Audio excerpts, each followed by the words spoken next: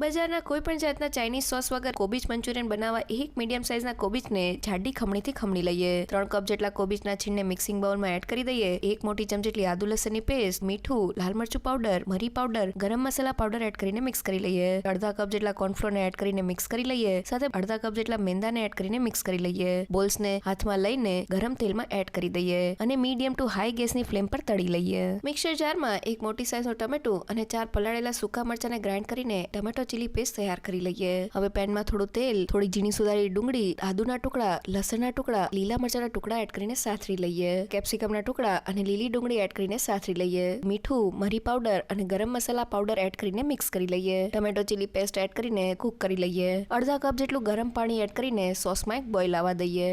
1 મોટી ચમચી જેટલા કોર્નફ્લોરને પાણીમાં ઓગાળીને મિક્સ કરી લઈએ। હવે તેમાં મંચુરિયન બોલ્સ, ઝીણી સુધારેલી લીલી ડુંગળી, કોથમીરના પાન એડ કરીને મિક્સ કરી લઈએ। કોબીજ મંચુરિયન તૈયાર થઈ ગયું છે।